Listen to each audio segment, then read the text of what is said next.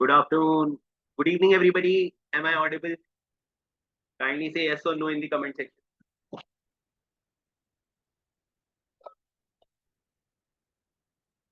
All right. So let's start today's session without wasting time. I do understand this fact that आप लोगों के exam start हो गए हैं. You know, how many of you are in a situation where your school half-yearly exams has been started? That means you have to manage both the things. Can anybody tell me what is the your exam expected date? कब से start हो रहे हैं half yearly? Or it is started?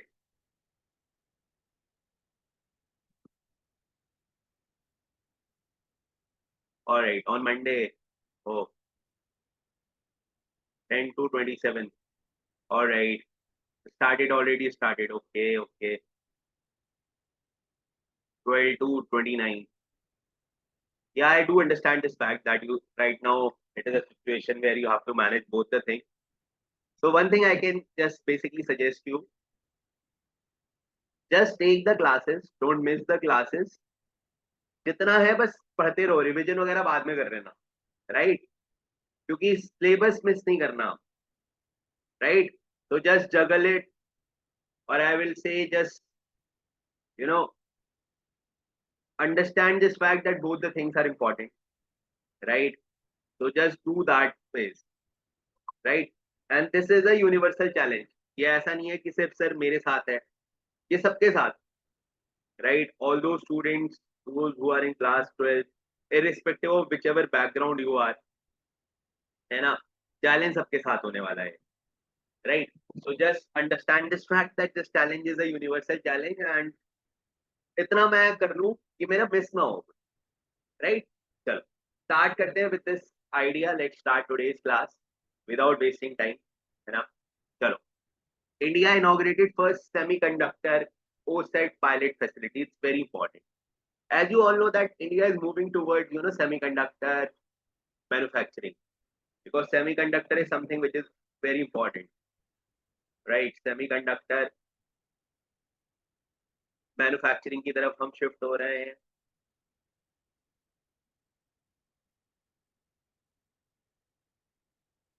right?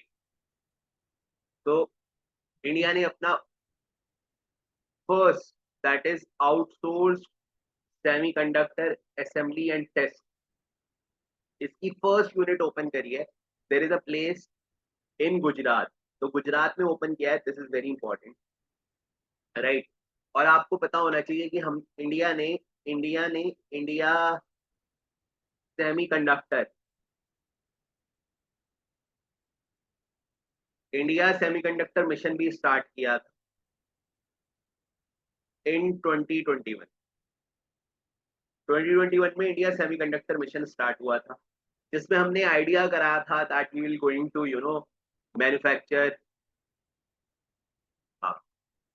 Yes, this is the first slide, right? We will going to manufacture indigenous semiconductor production हम करेंगे, क्योंकि in today's time if you see in all the electronic appliances, whether it is mobile phone, LCD, laptops, everywhere you will find the use of semiconductor, right? So this is very important. आज के time पे आप देखोगे that जितने भी latest technology mobile phone है, हर जगह you need semiconductor chips, and till now we are not having good indigenous manufacturing of semiconductors. तो उसको हम थोड़ा बढ़ा रहे हैं, right?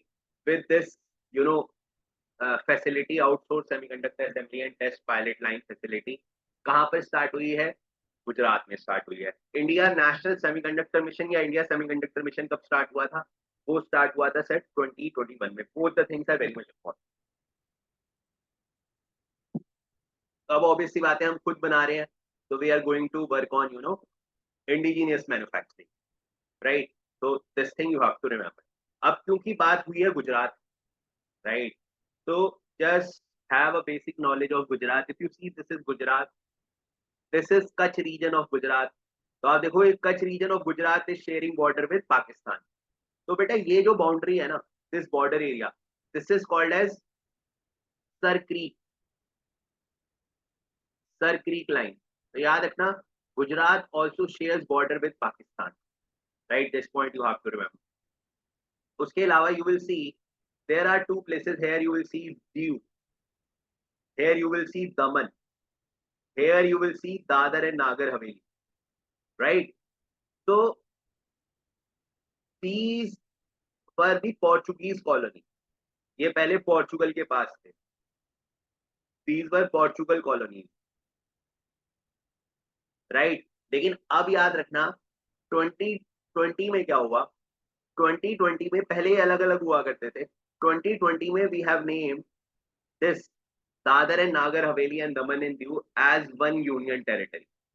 तो अब ये हम सिंगल काउंट करते हैं, दमन एंड दीव, दादर एंड नागर हवेली, ये हम एज वन यूनिट काउंट करते हैं, तो ये आपको ध्यान रखना है, ठीक है। This point you have to remember. Then you have to see there is a place called as Jamnagar in Gujarat. अब ये Jamnagar in Gujarat is very much in news because of Vantara project, right, Vantara project. आपको पता होगा वानतारा प्रोजेक्ट वर्ल्ड का largest animal hospital है एक तरीका से, राइट।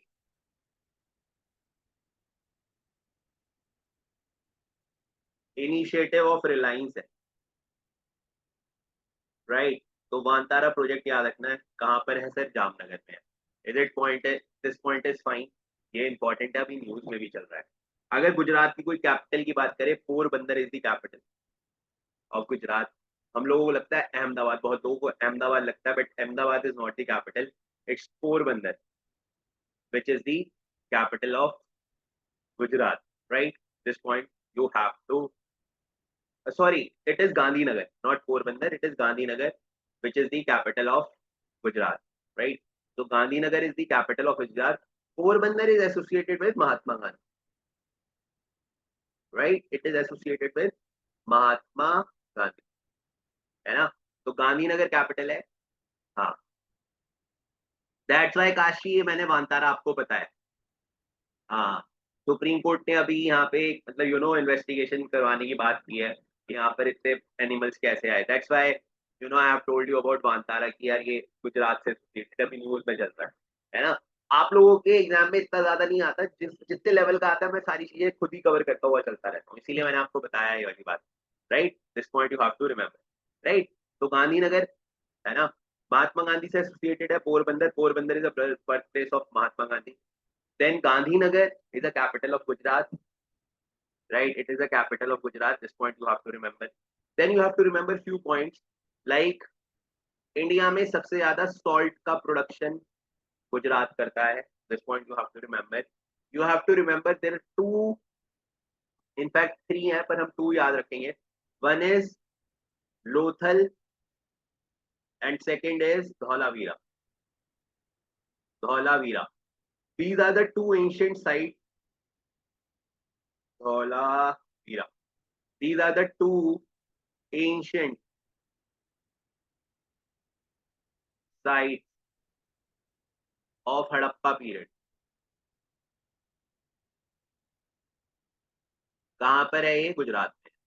तो ये बात भी आपको ध्यान रखनी है, right. So this point also you have to remember because this is also associated with Gujarat. Is it fine? Kindly say yes or no in the comment section. Kindly say this in the comment section.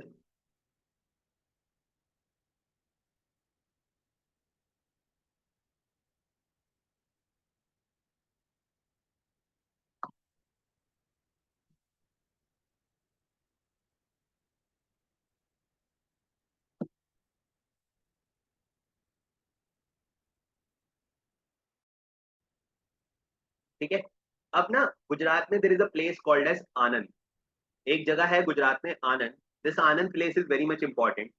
This Anand place is important because it was associated with Amul, है ना। आपने Amul, Amul was started from Anand. This point you have to remember. And second, अभी यहाँ पर India की first, India's first corporative university भी बन रही है ना। तो इंडियाज फर्स्ट कोऑपरेटिव यूनिवर्सिटी कहाँ पर बन रही है सर? ये आनंद में बन रही है। तो आनंद कहाँ पे है सर? गुजरात में है। अमूल का इनिशियल एस्टैब्लिशमेंट कहाँ से हुआ था? There is a place called as Anand, right? दोनों जगह आपकी गुजरात में है, ठीक है? ये बात आप अब भूलोगे नहीं, right? This point also is very much important. तो सारे मैंने लेटेस्ट पॉइंट आपको गुजरात से बता दिए। We have started with the recent decision. Yes exactly बेटा, आप अगर कच्छ रीजन को देखोगे ना, तो कच्छ रीजन आप देखो कितना बड़ा है। यहाँ पे कोस्ट, कोस्ट से कच्छ रीजन कितना बड़ा है। तो यहाँ पर सॉल्ट प्रोडक्शन बहुत होता है। इनफैक्ट ये ना, कच्छ में एक फेस्टिवल भी होता है विंटर्स के टाइम, जनवरी में, है ना, ग्रेट कच्छ फेस्टिवल। तो पूरा ये salt salt desert type area है ना? तो Kutch is very famous in that way, right? यहाँ तक की कहानी सबको क्लियर है? Everything is fine till now? Kindly right yes sir in the comment section. Yes beta, you can take the screenshot, but I request you to have concrete notes. Note making करते रहा करो, वरना आप भूल जाओ, है ना? Note making is very important, right? Over the period of time फिर आप क्या होता है, लास्ट तक आते आते भी many students they used to ask this question कि सर हम क्या करें, कहाँ से रिवाइज करें। तो मैं बार बार यही बोलता हूँ, आप नोट्स देखोगे ना, मैं बहुत एग्जॉस्टिवली आपको पढ़ाता हूँ, है ना? आगे पीछे का मैं सब कवर कराता हुआ चलता हूँ। आप बार बार इन्हें रिवाइज भी करते रहोगे ना, by the end of the year you will have a very good command in awareness, right? चलो आगे चलते हैं। मैंने ये सारी कहानी आपको गुजरात से रिलेटेड बता दी। अब आते हैं नेक्स्ट करंट अफेयर पे। आज moving towards the next Dholavira part. ये दोनों बेटा एंशियंट साइड है। बेसिकली अगर बात करें तो Lothal was the ancient dockyard. ये एक एंशियंट डॉकयार्ड था। एक काम करता हूँ, मैं दूसरी जगह पे लिख देता हूँ, यहाँ पे लिख देता हूँ। तो बेसिकली क्या है, just give me a second, I am writing in this box, ठीक है? तो बेसिकली टू एंशियंट साइट्स हैं हड़प्पा के टाइम की। One is Lothal. लोथल बेटा एक एंशियंट डॉकयार्ड है, right? And there is one place that is Dholavira. ये एक बेटा एंशियंट वाटर हार्वेस्टिंग सिस्टम यहाँ पे मिला है, water harvesting system. This also is very important.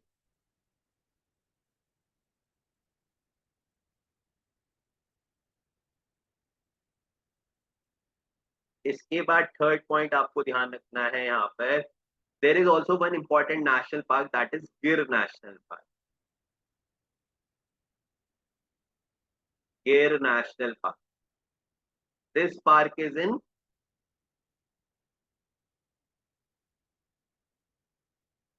Gujarat. ये बेटा एशियाटिक लायंस के लिए फेमस है।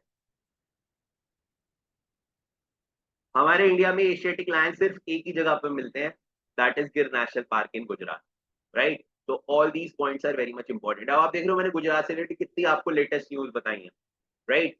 तो ये माइंड में बिल्कुल इंटैक्ट हो जानी चाहिए। इज इट फाइन और नॉट? काइंडली से yes or no in the comment section.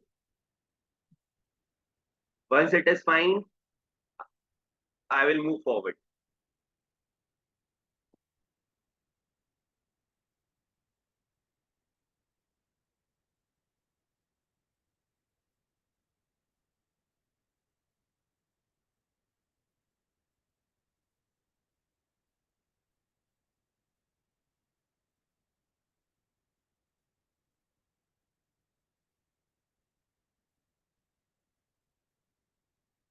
चलें आगे। Say yes or no.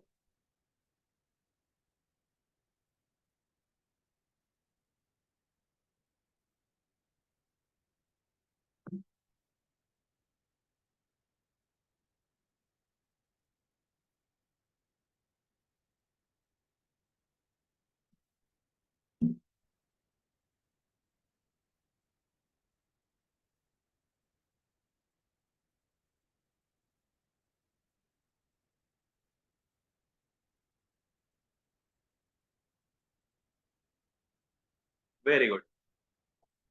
चलो जी आगे आते हैं। विदाउट डॉकयार्ड होता है ना, yes yes they are in Gujarat only. Niyati, dockyard होता है ना, यहाँ पे शिप वगैरह को डॉक डॉक करते हैं, right, places where ships are kept. चलो, तो all these points are fine. Now moving forward to the next. अब ये कल्चरल न्यूज है, दिस इज कल्चरल अवेयरनेस, है ना, आर्ट एंड कल्चर पार्ट होता है। देयर इज वन पोजेशन, और आप बोल सकते हो एक सेरेमनी होती है कहाँ पर, केरला में, before 10 days of basically Onam festival. तो वो अभी स्टार्ट हो गया है, राइट। तो इस तरह के एग्जाम में क्वेश्चन आ जाते हैं that this is associated with which particular state, so it is associated with Kerala, right? Onam festival is associated with Kerala. Pongal is with Tamil Nadu, right? So this is cultural based question. तो इस तरह के question में culture base पे कहानी याद रखने की जरूरत नहीं होती, ठीक है। ओनम एक फेस्टिवल होता है केरल का, है ना, तो दिस इज अ फेस्टिवल, तो उसकी का ही एक मतलब एक रिचुअल का पार्ट होता है, राइट। तो this point is very much important. Now this is cultural news.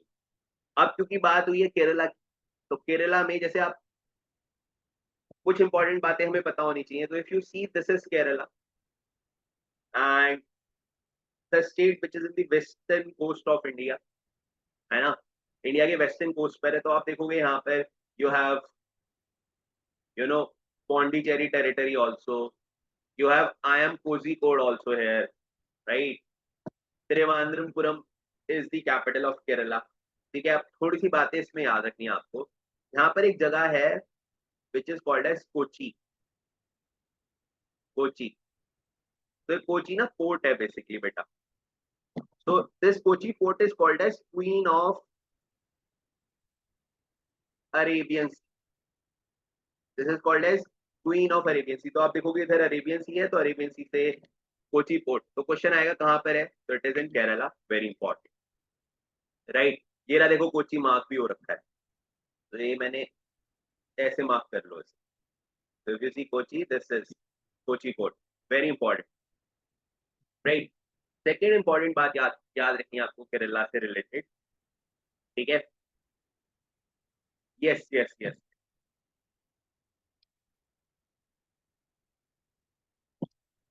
Right.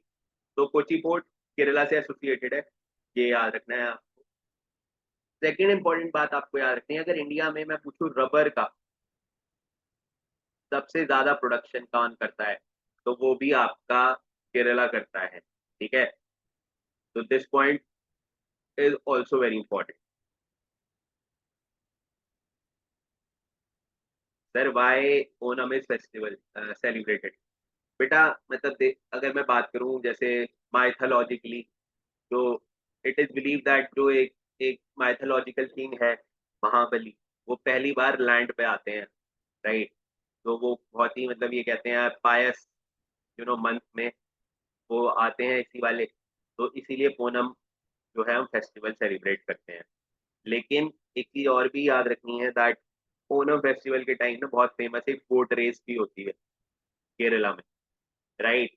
तो बेसिकली ये प्रॉस्पेरिटी उस सबका सिंबल है ओनम फेस्टिवल, तो ये ध्यान रखें, ठीक है। तो वहां पे मतलब बेसिकली किंग महाबली आप समझ सकते हो, वन ऑफ द अवतार ऑफ विष्णु आप बोल सकते हो, राइट।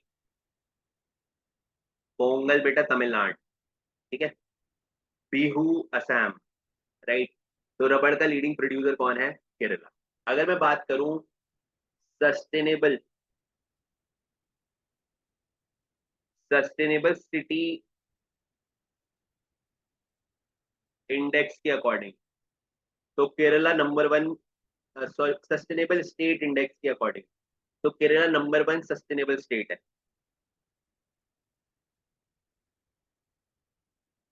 तो केरल जो है ये नंबर वन पोजीशन पे आता है सस्टेनेबल स्टेट में। तो ये बात भी आपको याद रखनी है, केरला से एसोसिएटेड रबर का सबसे बड़ा प्रोडक्शन करता है। उसके अलावा आपको one more point which is very important,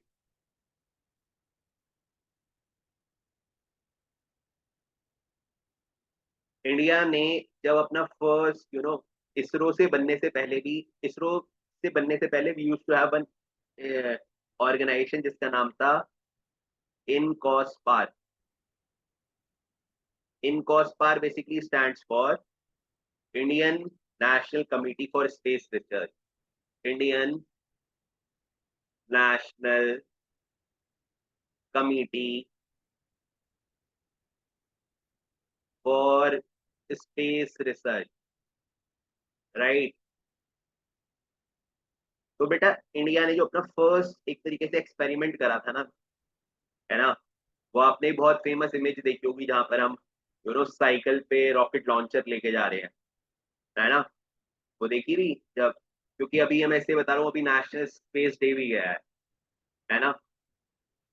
तो आपने वो देखी होगी इमेज जिसमें हम साइकिल पे एक रॉकेट लॉन्चर लेके जा रहे हैं। तो वो जो जगह है जहाँ पे हमने सबसे पहला रॉकेट लॉन्च किया था, that is called as Thumba. Thumba space station. तो ये भी बहुत इंपॉर्टेंट है, क्रुम्बा। आप इसे रॉकेट लॉन्च स्टेशन बोल सकते हो, रॉकेट लॉन्च स्टेशन। तो it is also in Kerala, right. तो ये दोनों बातें याद रखना। तो इन कॉस्पार हमने 1962 में इस्टेब्लिश किया था, Indian National committee on space research, है ना। और जो बेटा हमने पहला टेस्ट किया था वो करा था 1963 में। सोच रहे हो, तो दिस इज वेरी इंपॉर्टेंट। और हमने जो जगह सेलेक्ट करी थी that was Thumba, and Thumba is also in Kerala. तो वेरी इंपॉर्टेंट है, ये सारे पॉइंट्स केरला के बारे में याद है। इसके अलावा जो बेटा यूरेनियम वगैरह, जो बेसिकली न्यूक्लियर फ्यूल्स में यूरेनियम, थोरियम, इन सब की जरूरत पड़ती है ना, तो thorium is one of the nuclear fuel. तो हमारे इंडिया में अगर मैं न्यूक्लियर फ्यूल की बात करूं, तो केरला में we use to find thorium, very important है,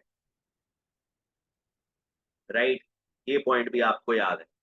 उसके अलावा आपको याद रखना है, Kerala was the first state जो कि फर्स्ट नॉन कांग्रेस स्टेट बना था 1957 में। It become the first non Congress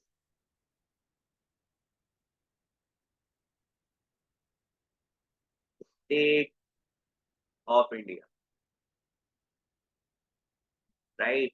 कहाँ पे बना था ये 1957 में बना था। तो ये सारे पॉइंट केरला से रिलेटेड आपको याद है, बिकॉज बेटा ये सबसे Rishabh one of the natural port है इंडिया का, और ये मतलब एंशियंट टाइम से फंक्शनेबल है।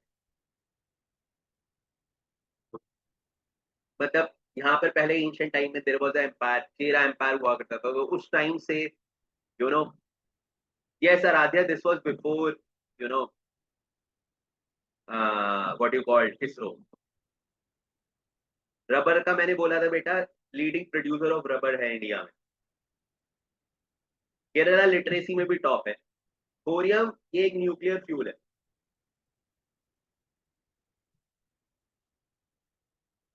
राइट।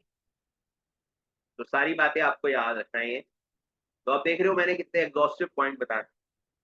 बिल्कुल बिल्कुल Navya, Vasco da Gama also came to Kerala in year. अगर मैं बात करूं, ये छोटा सा फन फैक्ट भी लिख लो, वास्को डिगामा 1498 में Vasco da Gama came to India.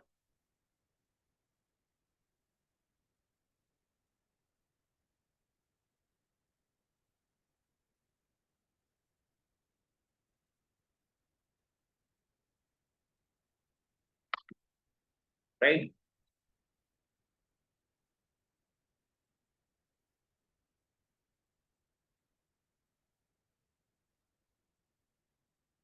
I guess all these points are fine.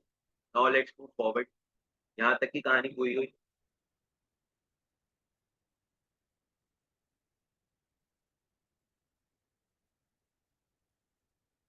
बेटा डब्ल्यू वी है, ये वी. वास्को डिगामा एक पोर्चुगीज ट्रैवलर था. He is from Portugal. और पता है, एज पर दी हिस्ट्री बुक्स, वास्को डिगामा जब पोर्चुगीज से आया था इंडिया में पहली बार, तो जितना उसका पूरे वोयज का खर्चा हुआ था, मतलब the total amount of money he is invested पूरी जर्नी में, उसका 60 टाइम्स उसने अर्न किया था. क्योंकि इंडिया में जब वो आया, इंडिया में हॉस्पिटैलिटी का हमेशा से नेचर रहा है. तो Kerala is one of the leading producer of spices also. तो यहाँ से वो स्पाइसेस लेके गया था वापस. तो उसने यूरोप में उसे सेल किया, तो उसे 60 टाइम प्रॉफिट हुआ था. इसलिए वो दोबारा आया था 1502 में. राइट. तो all these points are very much important. चलते हैं आगे. Is this is fine? यहाँ तक की कहानी क्लियर है?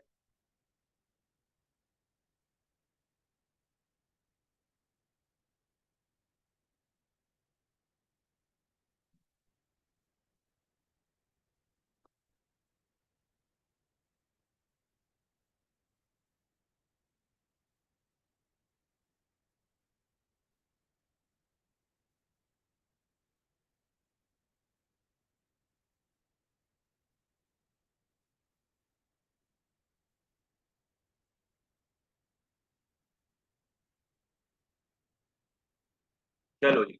तो यहाँ तक की कहानी क्लियर है. Very good. केरला के बेटे फेस्टिवल का नाम था ओनम. राइट. ठीक है. तो पूरा लोकेशन देख लो, कितने स्टेट से बॉर्डर कर रहा है. कर्नाटका से कर रहा है, तमिलनाडु से कर रहा है. ये भी देख लो.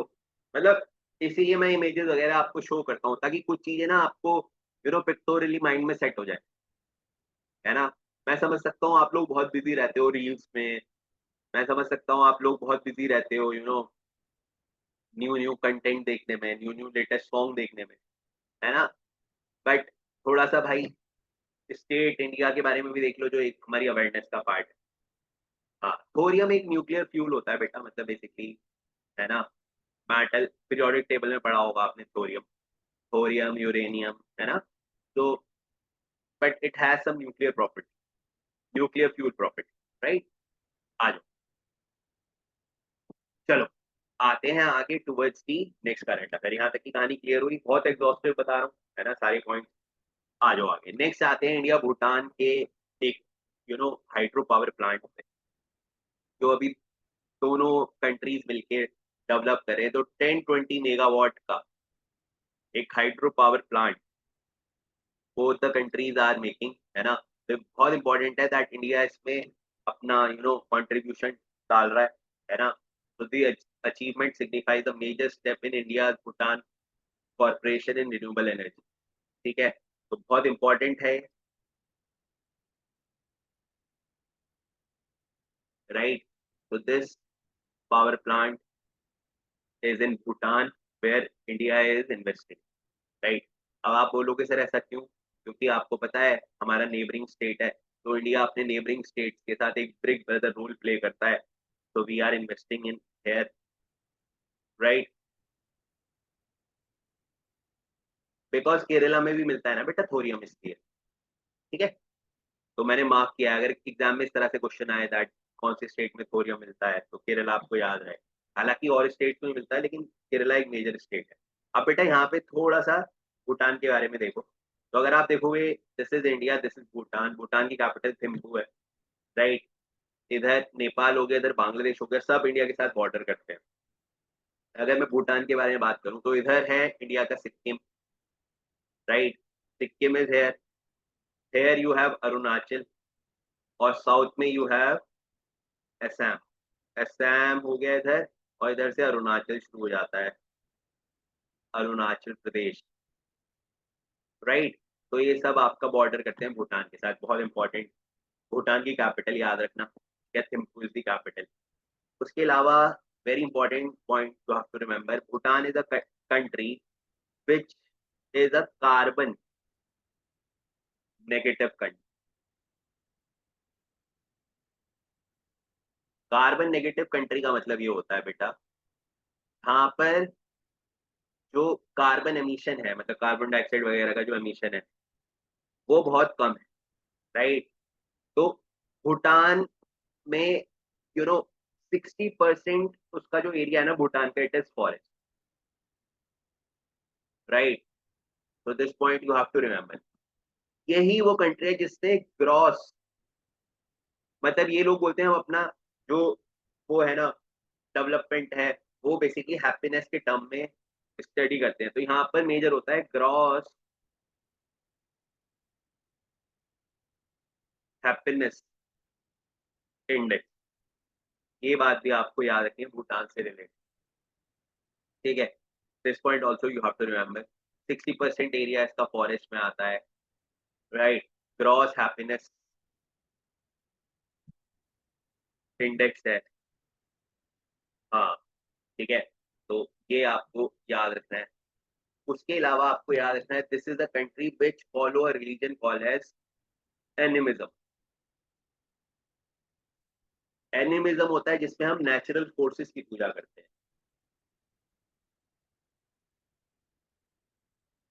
एनिमिज्म में बेसिकली हम नेचुरल फोर्सेस की पूजा करते हैं, जैसे यार नेचुरल वेजिटेशन हो गए, ट्रीज हो गए, you know you know sunlight हो गया। तो इन सब की हम बेसिकली एनिमल्स हो गए, तो बेसिकली दे फॉलो एनिमिज्म। तो this point also you have to remember about Bhutan. तो मैंने आपको स्टेट भी मार्क कर दिया जो भूटान के साथ बॉर्डर करते हैं, मैंने आपको भूटान का लोकेशन भी बता दिया, ऊपर चाइना है भूटान के, तो ये भी मैंने आपको समझा दिया। तो all these points are important, so kindly write this in the comment section.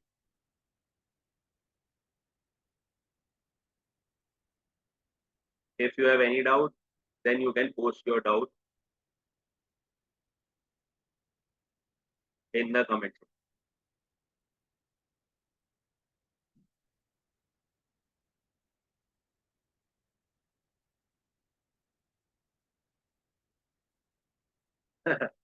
All right. Animism is a religion जहां पर हम नेचुरल फोर्सेस इन सबकी वो मतलब बेसिकली कंसीडर करते हैं। हाँ, मतलब नेबरिंग कंट्री बेटा इंपॉर्टेंट होता है पढ़ना। ग्रॉस हैप्पीनेस इंडेक्स मतलब बेसिकली वो इकोनॉमिक वगैरह के पैरामीटर्स को नहीं देखता, है ना, मतलब लोगों का क्या इंप्रेशन है, तो that is basically gross happiness index. तो इन्होंने अपना एक इंडेक्स बनाया हुआ है कि हम इसके हिसाब से अपनी प्रॉस्पेरिटी चेक करते हैं, राइट। तो this is kind of a concept which is released by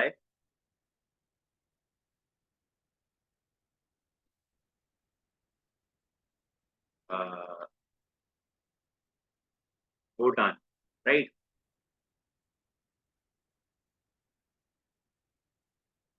Is it fine?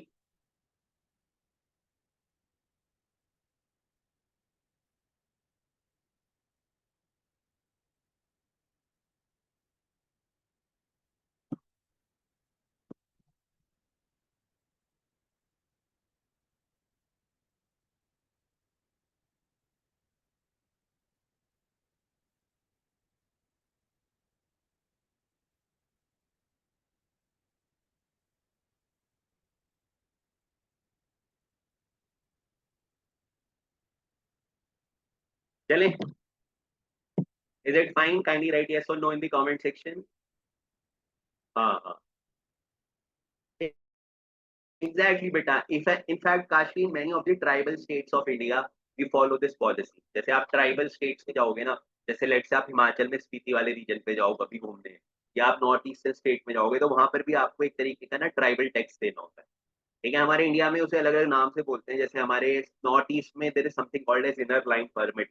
तो आपको पहले परमिट लेना होता है, बिकॉज हमारे इंडियन कॉन्स्टिट्यूशन का एक आर्टिकल है, आर्टिकल 2930, जो बोलता है कल्चरल एंड एजुकेशन राइट्स को प्रोटेक्ट करना। तो आप tribal, in fact there are many tribal areas in India.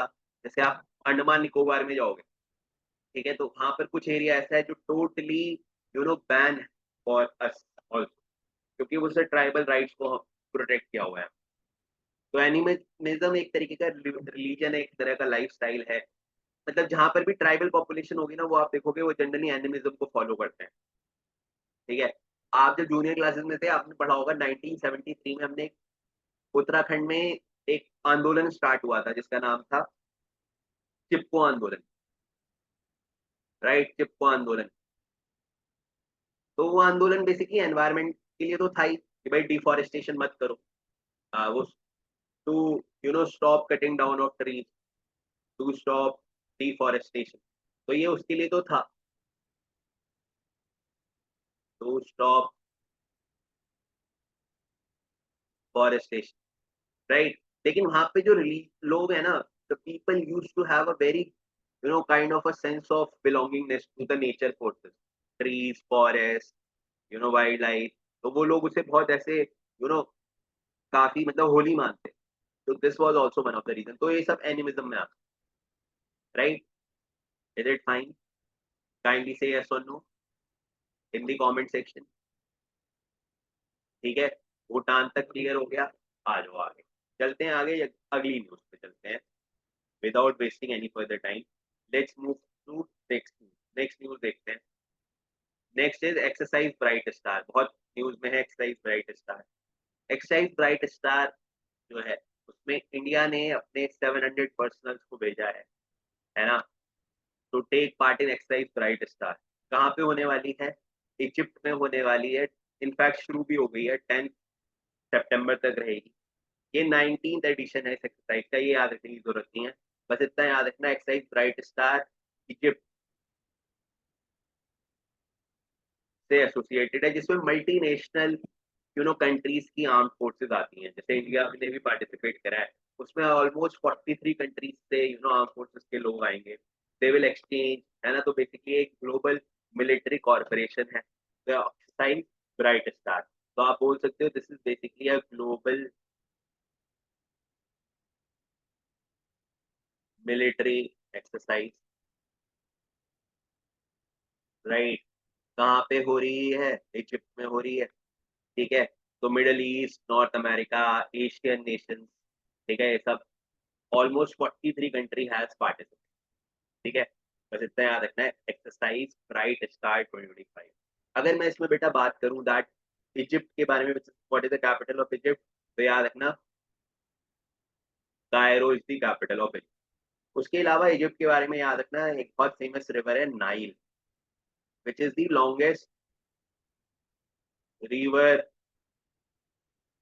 Of the world all. तो वो भी कहाँ पर है? वो भी इजिप्ट है। तो सारी बातें इजिप्ट से एसोसिएटेड, ये फैक्चुअल न्यूज याद रखना।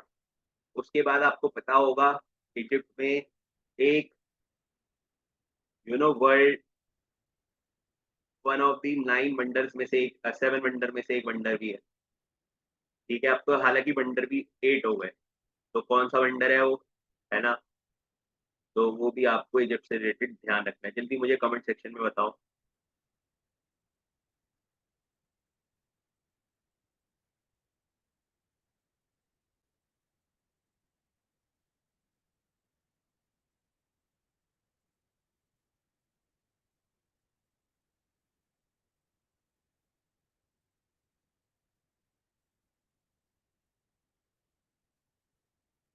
ऑलराइट, ऑलराइट,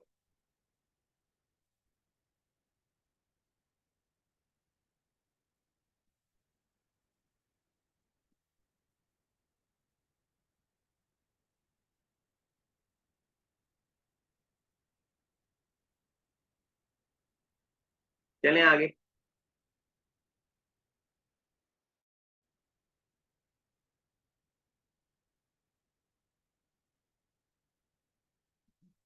वेरी गुड,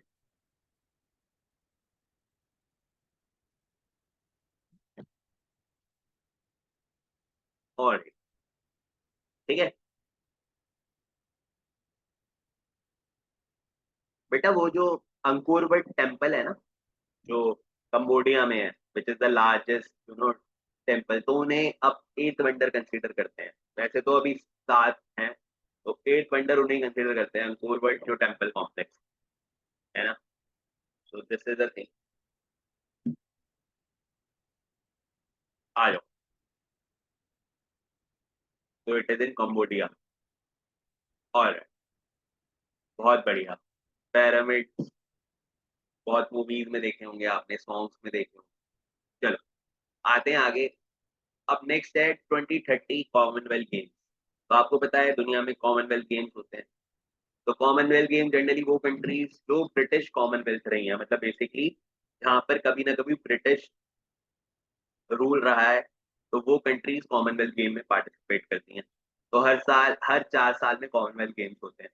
तो जो 2030 के कॉमनवेल्थ गेम्स होने वाले हैं, उसके लिए इंडिया ने अपनी बिड यू नो होस्ट करी है। और कहाँ तक के लिए करी है? अहमदाबाद के लिए करी है। इनफैक्ट इंडिया ने 2036 के ओलंपिक्स के लिए भी बिड दिया है। उसमें भी इंडिया ने बोला है कि हम अहमदाबाद में कराना चाहते हैं। राइट। इंडिया ने कॉमनवेल्थ गेम्स होस्ट करे थे लास्ट 2010 में। 2010 में हमने कॉमनवेल्थ गेम्स होस्ट करे थे दिल्ली, राइट। न्यू दिल्ली में हमने होस्ट करे थे 2010 में। 2010 के बाद से अभी तक हमने कॉमनवेल्थ गेम्स होस्ट नहीं करे हैं, राइट। तो इसमें अभी हम बिड कर रहे हैं फॉर 2030। ठीक है। 2036 ओलंपिक की भी बिड कर रहे हैं, तो ये भी याद रखना। उसमें भी हमने सेलेक्ट करा है जगह अहमदाबाद। अब यहाँ पे एक थोड़ा सा बेसिक डिफरेंस देख लेते हैं कॉमनवेल्थ गेम्स में और ओलंपिक गेम्स। तो जैसे मैंने आपको बताया, कॉमनवेल्थ वो कंट्रीज खेलती हैं जो कि ब्रिटिश कॉलोनी रही, है ना। तो ये ध्यान रखना। तो सबसे पहले 1930 में आपके स्टार्ट हुए थे कॉमनवेल्थ गेम्स। हेडक्वार्टर कहाँ पर है इसका? लंदन में है। तो जनरली अभी 53 ऐसे नेशंस हैं जो कॉमनवेल्थ गेम खेलते हैं। हर 4 साल में इवेंट होता है कॉमनवेल्थ। ठीक है, ये ध्यान रखना। लेकिन वहीं मैं ओलंपिक गेम्स की बात करूँ तो ओलंपिक्स तो वन ऑफ द ओल्डेस्ट है। ठीक है। 1896 में एथेंस से, आपके ग्रीक एथेंस से स्टार्ट हुए थे Olympic game. International Olympic committee से ऑर्गेनाइज कराती है, जिसका हेडक्वार्टर है स्विट्जरलैंड, राइट। कंट्री वगैरह तो बहुत सारी हर साल बढ़ती रहती हैं। आपको बस इतना ध्यान रखना है, ये भी हर 4 साल में। अगर मैं लास्ट ओलंपिक गेम्स की बात करूं तो वो कहाँ पे हुए थे? वो हुए थे हमारे पेरिस ओलंपिक। ठीक है। तो 2024 में हुए थे पेरिस ओलंपिक। 2028 में होने वाले हैं एलए में, लॉस एंजल्स में होने वाले हैं। और 2032 में होने वाले हैं Brisbane. Brisbane is in Australia. तो याद रखना, जब भी ओलंपिक गेम्स होते हैं ना, ओलंपिक गेम्स में कोई भी एक सिटी का नाम हाईलाइट होता है। अब यहाँ पर एक बात और याद रखना, till today India haven't host Olympic games. आज तक हमने कभी भी, इंडिया ने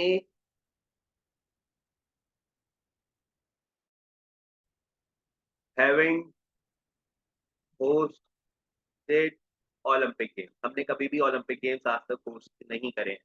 तो हमने इसके लिए बिड करा है 2036 में, भाई हमारे यहाँ करा दो। क्योंकि 2032 तक की जगह तो फिक्स हो चुकी है कि कौन सा कहाँ पे आए। 32 नॉट नॉट फाइनलाइज। 32 में Brisbane is a place in Australia, alright. It is a city in Australia. Los Angeles USA. ठीक है। तो ये सारी बातें आपको याद रखनी है। तो अब कंफ्यूज तो नहीं होगे कॉमनवेल्थ गेम्स में और उसमें। जैसे आपने एक मूवी देखी होगी दंगल, है ना। दंगल में वो गोल्ड मेडल जीती है लास्ट में कॉमनवेल्थ में, गीता फोगाट, राइट। तो वो उस टाइम पे अपने 2010 में दिल्ली में होस्ट करे थे कॉमनवेल्थ, है ना। तो वो दंगल मूवी में शो किया है ना, राइट। फाइन। चल, क्योंकि जो भी ओलंपिक गेम्स होते हैं, कॉमनवेल्थ होते हैं, उसमें ना एक सिटी में आपको सब कुछ अरेंज कराना होता है। तो जनरली उसमें कोई ऐसी सिटी देखी जाती है जहाँ पे हम करा पाए, है ना। सारे गेम्स आपको एक पर्टिकुलर सिटी के अंदर ही होस्ट कराना। ठीक है। Is it fine? काइंडली से यस और नो। 32 में Brisbane, Brisbane is a place in Australia. चले।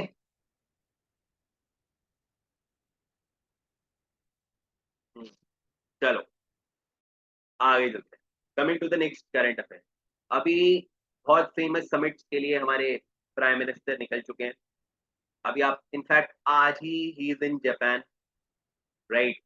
तो पीएम मोदी की जो अपकमिंग विजिट है वो पहले जापान में है और फिर चाइना, है ना। तो आज जापान में है, तो बेसिकली 4 डे डिप्लोमेटिक टूर है, जिसमें 15 इंडिया जापान एनुअल समिट होने वाली है टोक्यो में, और उसके बाद Shanghai corporation SCO summit host होने वाली है चाइना, है ना। तो बहुत इंपॉर्टेंट है। तो अभी मैं बताऊंगा एससीओ में क्या होने वाला है। तो ट्रिप का एम वही है, रीजनल कॉर्पोरेशन करो, टाइज को अच्छा करो, है ना। इंडिया का मल्टी डायमेंशनल रोल हो, मल्टीलेटरल रोल हो, है ना। तो this point is very much important. तो पहले तो आप ये याद रखना कहाँ कहाँ वो जा रहे हैं, ठीक है। तो 15 एनुअल जापान समिट, तो ये याद रखना। उसके बाद ही विल गोइंग टू चाइना। तो बड़ी बात है चाइना जाएंगे, क्योंकि चाइना के साथ आपको पता है over the period of time the relations were not that good, but now he will be going to China for SCO. तो ये 25th एससीओ समिट होगी, है ना। तो उसमें पूरे डिटेल में बताता हूँ क्या होता है एससीओ। तो पहले आप ये याद रखो। फिर एससीओ बेसिकली एक ऑर्गेनाइजेशन है, that is Shanghai corporation organisation. ये ऑर्गेनाइजेशन इनिशियली 2001 में स्टार्ट हुई थी by two nations, that is China and Russia, right. इन्होंने इसे स्टार्ट किया था, चाइना रशिया ने। Over the period of time अगर मैं बात करूं आज, दैट इज इन 2025, 2025 तक बेटा इसमें हो चुके हैं अब 10 नेशंस, 10 मेंबर्स आर देयर। क्योंकि इसमें भी मेंबर्स बढ़ते जा रहे हैं। जैसे इनिशियली 2001 में हुई थी, फिर 2017 में क्या हुआ था, इंडिया पाकिस्तान ऐड हो गए, इंडिया एंड पाकिस्तान, राइट। उसके बाद बेटा अभी रिसेंटली 2024 में इसमें ईरान ऐड हो गया था, तो Iran also become the part of India. और अभी 2025 में इसमें बेलारूस ऐड हो गया है, बेलारूस। ये इंपॉर्टेंट इसलिए बता रहा हूँ बिकॉज ये आ सकता है आपके एग्जाम, ठीक है। इनिशियली चाइना और रशिया ने करा था। तो जितने भी आप सेंटर एशिया के देश देखते हो ना, कंट्रीज देखते हो, like Uzbekistan, Kazakhstan, Turkmenistan, these are the part of SCO. तो एससीओ शंघाई कॉर्पोरेशन ऑर्गेनाइजेशन, इसका मेन एजेंडा है आपका इकोनॉमिक सिक्योरिटी अलायंस को बढ़ाना आपस रीजन में। हेडक्वार्टर इसका बीजिंग में है, Beijing which is the capital of China, right. तो अभी इसकी 10th समिट होने वाली है, ठीक है। तो ये याद रखना। फिर थोड़ा सा और आपको एससीओ के बारे में बता, तो जल्दी से एक बार कमेंट करो, इज इट फाइन और नॉट। तो अभी इसी समिट में, इसी की एससीओ की 25th समिट होने वाली है, जिसमें आपका you know India is going to participate.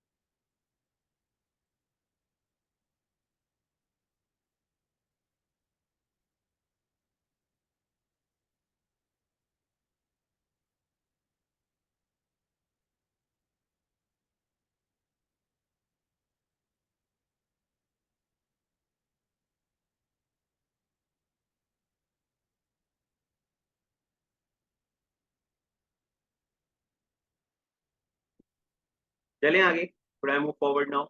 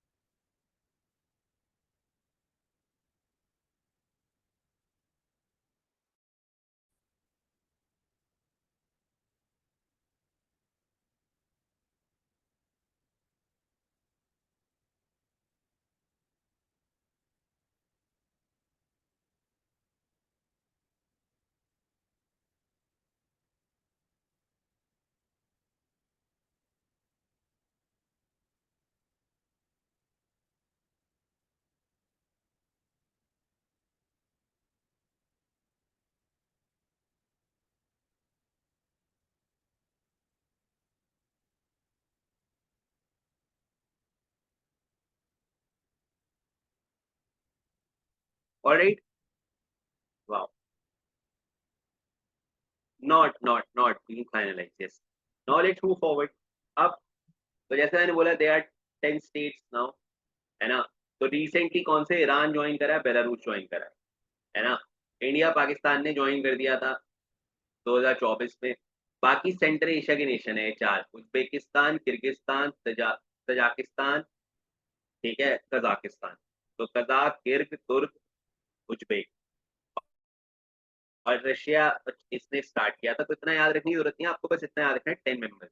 और स्टार्ट करा था इंडिया और वो सॉरी चाइना और रशिया ने, राइट। अब आते हैं now coming to the MCQ part, ठीक है। अब एमसीक्यू राउंड शुरू करते हैं। और मैं आपको बस हिंट देना चाहता हूँ, आज के जो एमसीक्यू हैं ये सारे एमसीक्यू मैंने आपको कराए हुए हैं। ये आपको रिवीजन एमसीक्यू मैं करा रहा हूँ। तो लेकिन एमसीक्यू राउंड से पहले डेज कर लेते हैं, जो हम डेज करते हैं पहले डेज देख लेते हैं। Just a second, important days.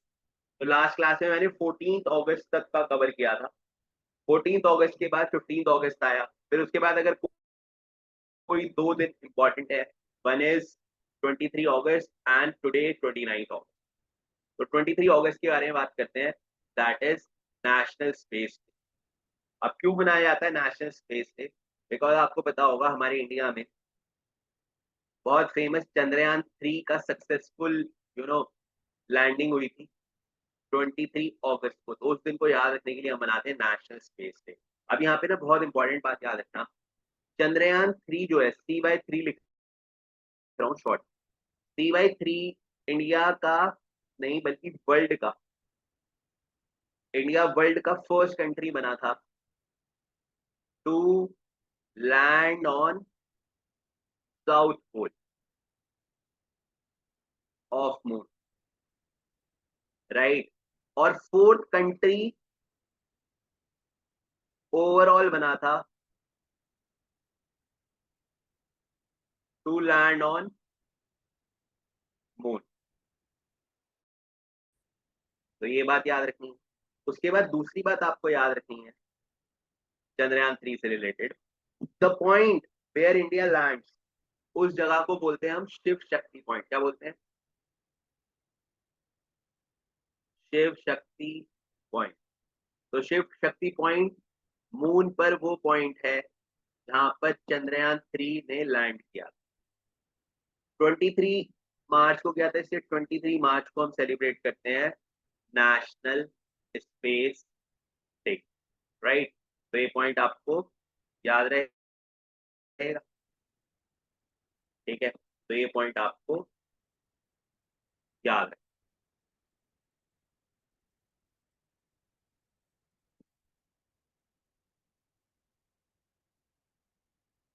Clear है। तो चलते हैं आगे।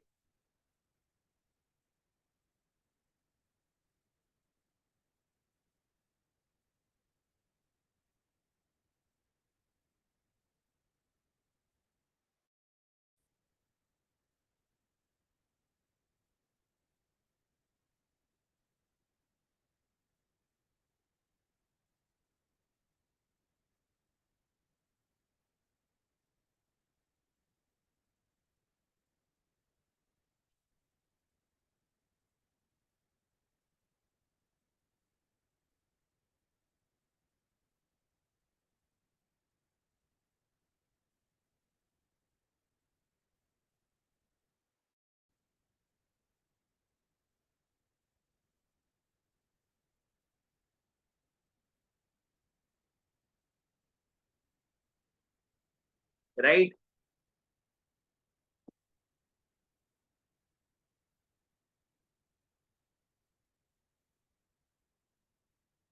तो ये सारे पॉइंट्स याद रखोगे चंद्रयान 3 वाले, ठीक है। नेशनल स्पेस डे, देखो आजकल ना ये वाले डेज बहुत आते हैं, मतलब नए जो हम लेटेस्ट इंट्रोड्यूस कर रहे हैं। Sir who were the 4 countries जो मून पे गए हैं? बेटा उसमें आ जाता है यूएस, आ जाता है रशिया, आ जाता है चाइना, आ जाता है, फोर्थ इंडिया है, ठीक है।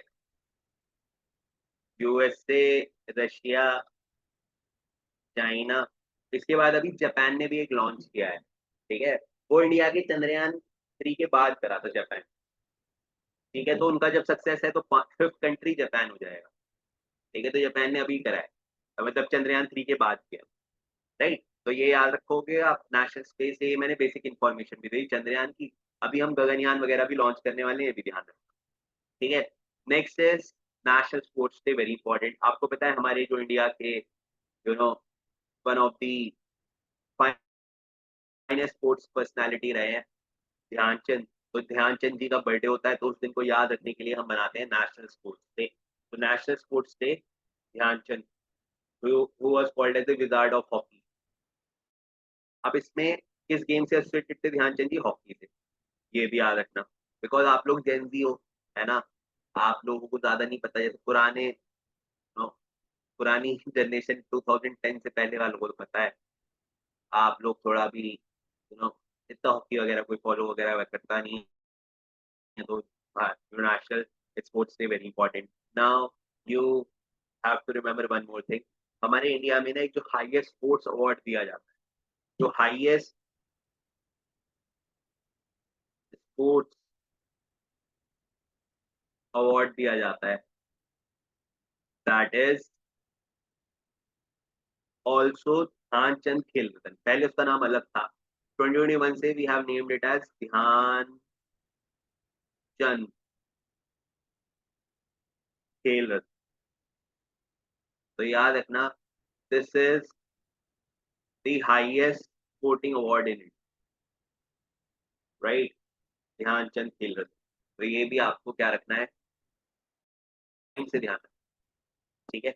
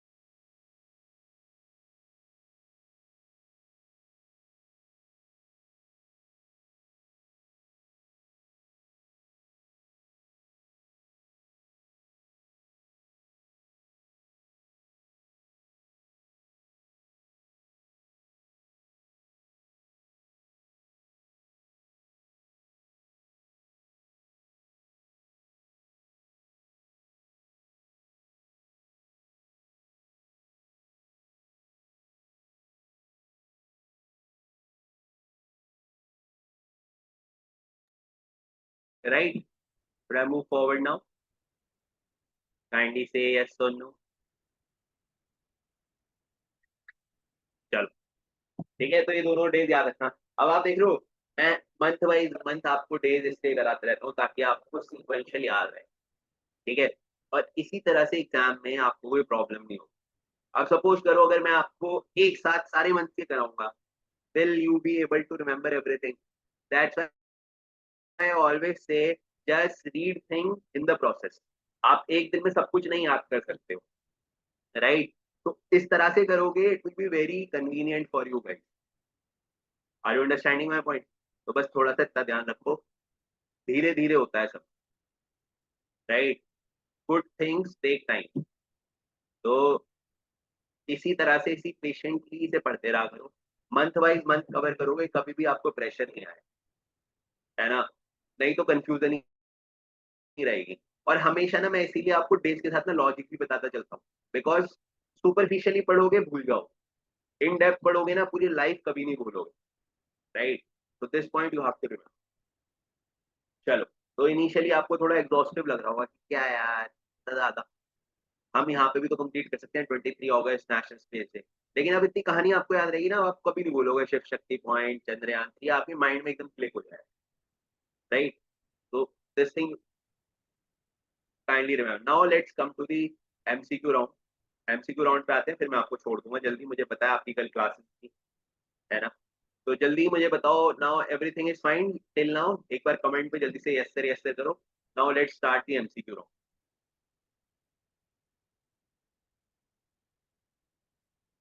से yes sir anything?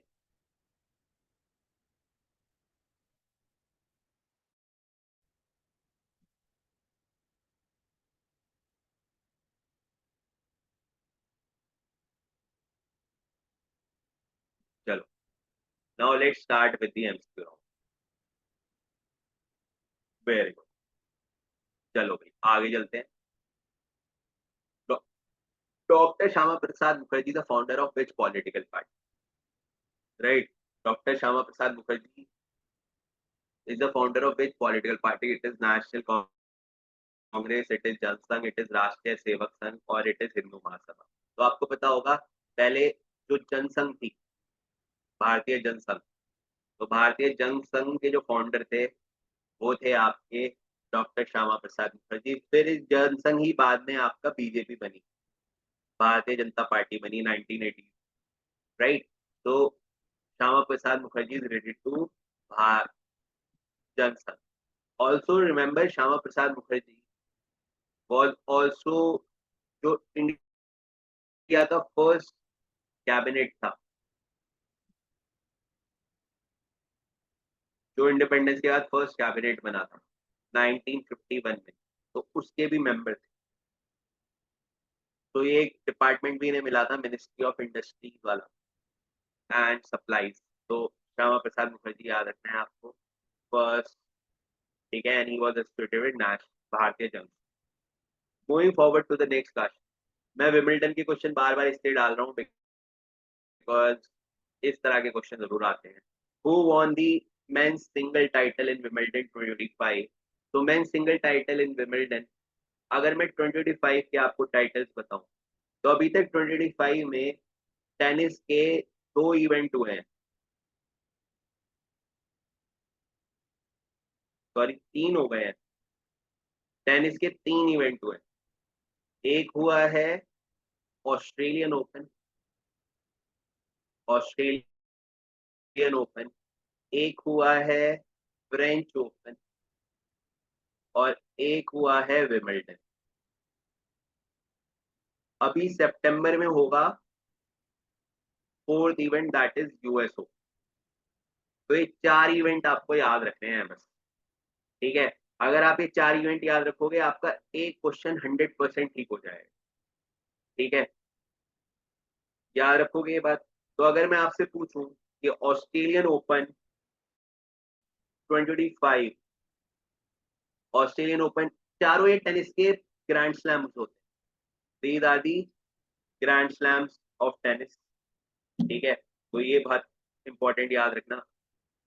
Important event होते हैं चारों, इसके बाहर क्वेश्चन नहीं आता जनरली टेनिस में. तो ऑस्ट्रेलियन ओपन इस बार जीता था, दैट वाज जेनिक सिनर. ये याद, ये चारों इसलिए, तीनों इसलिए बता रहा हूँ बिकॉज याद करना बहुत आसान है. विमिल्टन भी जीता जेनिक सिनर ने. राइट. तो ये है इटली से. और फ्रेंच ओपन जीता कार्लोस कार्लोस अल्कारस. राइट. तो ही इज फ्रॉम स्पेन. तो 4 इवेंट में से 3 इवेंट हो चुके हैं और तीनों के विनर्स के नाम मुझे पता है, अब आप भूलोगे नहीं. तो जेनिक सिजर ने सच फ्रेंच ओपन भी जीता था, और सॉरी ऑस्ट्रेलियन ओपन भी जीता था, और वो भी जीता था. ये यूएस ओपन होगा सितंबर में, तो तब हम इसका विनर भी देख लेंगे. याद रखोगे, अब ये भूलोगे तो नहीं. तो आंसर क्या हो जाएगा इसका? आंसर हो जाएगा सी. ठीक है. ऑस्ट्रेलियन ओपन मैं आपको अभी से बता देता हूँ हिंट, इन दोनों में से कोई एक जीतेगा, क्योंकि अभी जो कहानी चल रही है ना टेनिस में, ये दोनों ही अभी they are in a kind of picture. तो ये दोनों में से एक ही जीतेगा 99%, और उसके अलावा कोई और जीत जाता है तो विल रिमेंबर. तो आपको एक तरह से सीक्वेंस याद रखोगे. तो ऑस्ट्रेलिया के जो मेजर ग्रैंड स्लैम टाइटल्स हैं, तो ये 2025 के हैं, इससे बाहर आपसे नहीं पूछा जाएगा. ये 4 नाम आपको याद है. फाइन. तो क्वेश्चन नंबर 2 तक किसी को कोई दिक्कत तो नहीं है? जल्दी से कमेंट पे यस सर करो. फिर हम चलते हैं जल्दी से question number 3. Let's move to question number 3. ये क्वेश्चन भी बहुत इंपॉर्टेंट है. हमारे वर्ल्ड में एक ऑर्गेनाइजेशन है जिसका नाम है UNESCO. UNESCO stands for United Nation education scientific and cultural organisation. Right. अगर बेटा मैं यूनेस्को की बात करूं तो यूनेस्को वर्ल्ड हेरिटेज लिस्ट आपकी शो करती है, उसमें अभी इंडिया की एक 44th साइट ऐड हुई है जिसका नाम है मराठा मिलिट्री लैंडस्केप। तो बेसिकली जो मराठा फोर्ट्स हैं, सॉरी फोर्ट्स हैं, उसे ऐड किया गया है। This is very important. 23 UNESCO heritage site, right.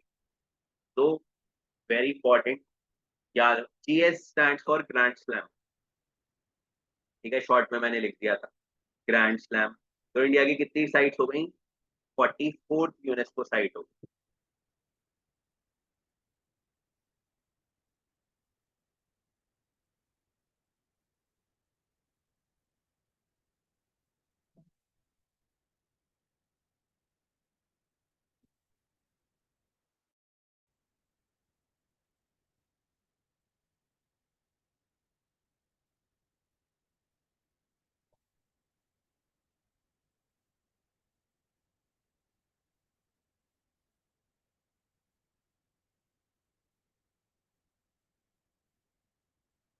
Right, चलें आगे।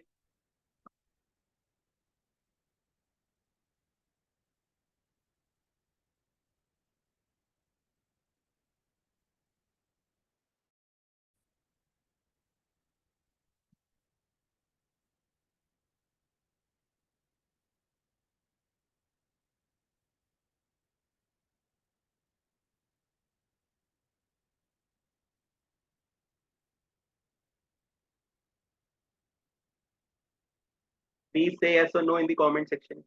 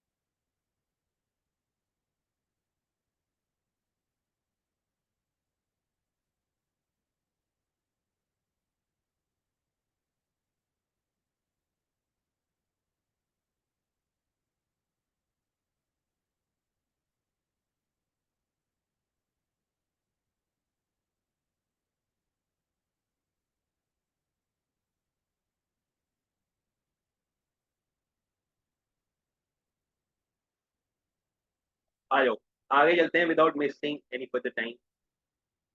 क्वेश्चन नंबर 3 तक everything is fine. Now moving forward to question number 4। Vishwakarma Yojana जो 2023 में लॉन्च हुआ था, Vishwakarma Yojana launch in 2023 focuses on, is it on rural health, is it on slum urban development? This yojana is for traditional artisan and craft, right? So Vishkarma Yojana, such type of government scheme they used to ask in the exam. So Vishkarma Yojana is related to जो traditional artisan craftsmen होते हैं उनके लिए। Moving forward to question number 4, PM Pran, PM Pranam scheme। तो PM Pranam scheme basically बेटा organic farming, natural farming के लिए है, right.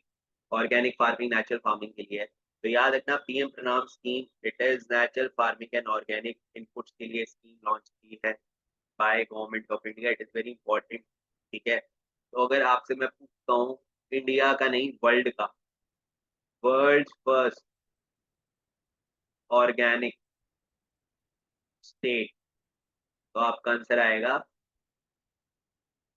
Sikkim.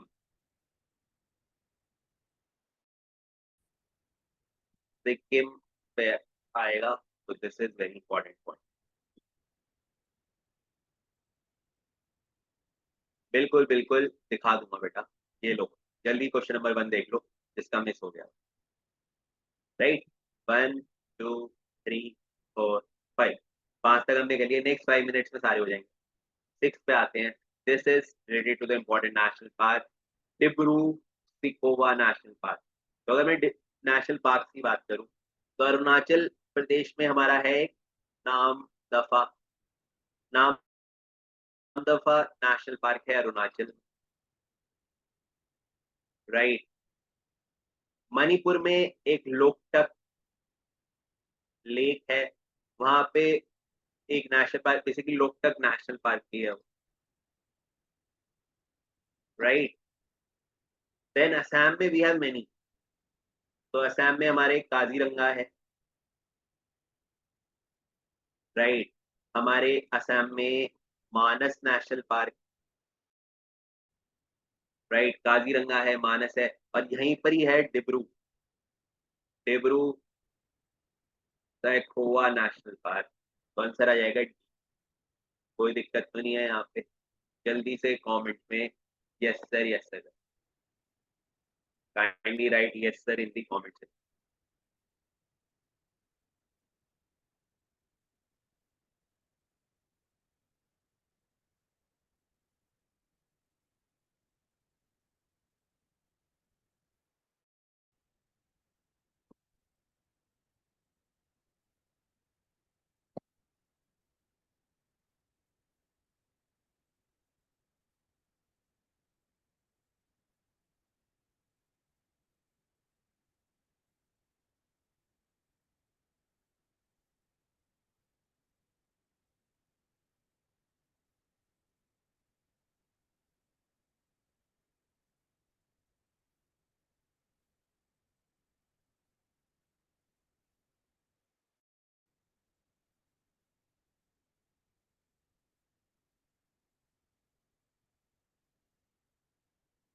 Is it fine और नॉट? काइंडली से yes sir, no sir, no sir, yes.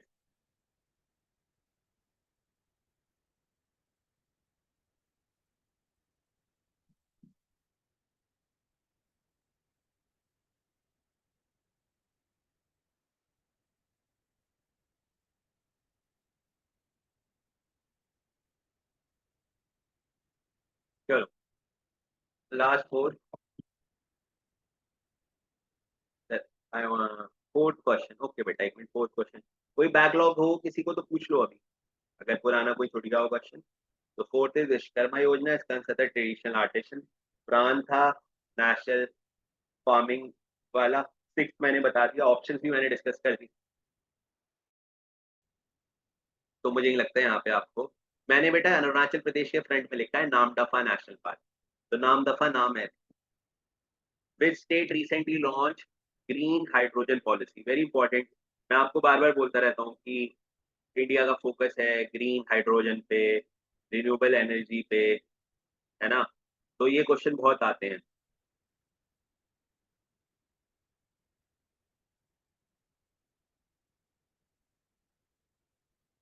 Right. तो ये याद रखना। तो अभी क्वेश्चन है दैट अभी कौन सा इंडिया का स्टेट है जिसने ग्रीन हाइड्रोजन पॉलिसी लॉन्च। हालांकि अगर मैं बात करूं इंडिया के जितने स्टेट्स हैं अभी तक, तो महाराष्ट्र ने सबसे पहले लॉन्च की ग्रीन हाइड्रोजन पॉलिसी, है ना। It was initially launch by Maharashtra, right.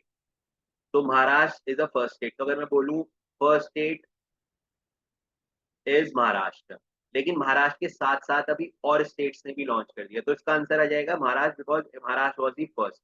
लेकिन मैं आपको बताना चाहता हूँ अभी रिसेंटली ना राजस्थान ने भी लॉन्च कर दी है, right.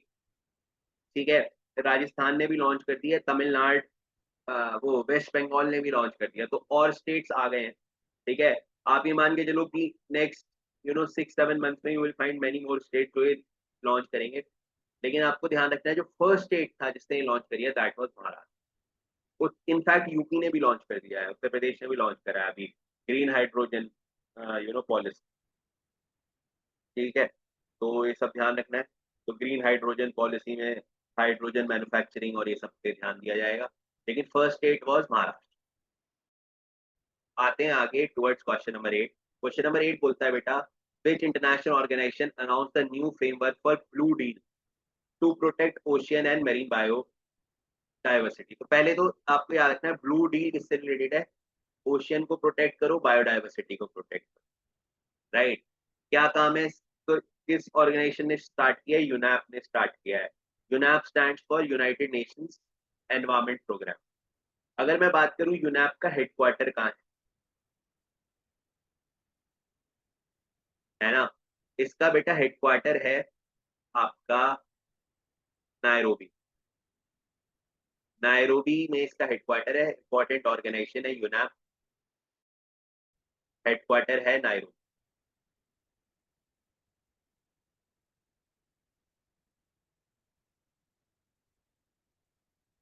Right. So this point is related to question number 8। Moving towards question number 9। Question number 9 पे आते हैं। तो क्वेश्चन नंबर 9 मैंने आपको अभी बताया, लेकिन ये इसमें उसकी थीम पूछी जा रही है। तो क्वेश्चन नंबर 9 बोल रहा है नेशनल स्पेस डे जो 2025 को हुआ है, तो कब होता है, 23 अगस्त को मनाते हैं हम नेशनल स्पेस। अगर मैं इसकी थीम की बात करूं तो इस बार की थीम क्या रही थी, बहुत इजी है याद करना। जो इंडिया की फर्स्ट सैटेलाइट, इंडिया की फर्स्ट सैटेलाइट का क्या नाम था, आर्यभट्ट, है ना। तो थीम भी वहीं से स्टार्ट होती है, Aryabhata to Gaganyaan, because Aryabhata was the first satellite which was launch by India. और गगनयान अभी हम 2027 में लॉन्च करने वाले हैं, which will be the first human mission, right. तो Aryabhatta to Gaganyaan, India ancient wisdom to infinite possibility, this was the theme of national space day 2025। यहाँ तक किसी को कोई दिक्कत तो नहीं।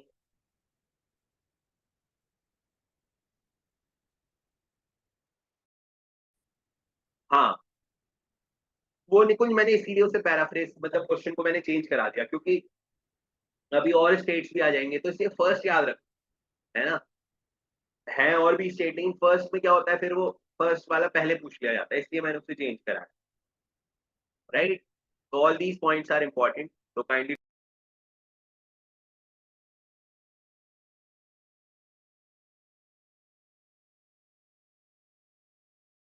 Is it fine. चलें आगे। Now moving to the last question of the day, last question of the day देखते हैं। हाँ, साइबर क्वेस्ट, तो नाम में ही आंसर है।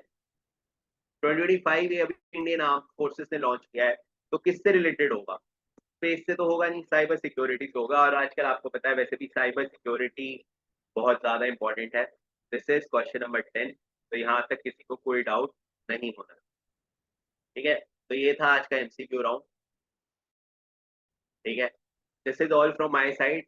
आई request you to kindly make proper notes and keep revise, है ना। जितना रिवीजन करोगे उतना कॉन्फिडेंस बिल्ड हो। First human mission is Gaganyaan. India का जो ह्यूमन मिशन होने वाला है बेटा, वो गगनयान होने वाला है। तो बेसिकली उसमें हम, इंडिया ने आज तक कोई ऐसा मिशन नहीं बनाया जिसपे खुद ह्यूमंस को स्पेस पे भेजा है। जितने भी अभी जैसे शुभांशु शुक्ला भी हो, उससे पहले भी हो, वो दूसरे स्पेस क्राफ्ट की हेल्प से गए। तो this will be the first humanoid mission, right. चलो, मिलते हैं नेक्स्ट क्लास में। Till then stay blessed, good luck and have a nice day. If you have any doubt just post your doubt for next 5 minutes, I will take care of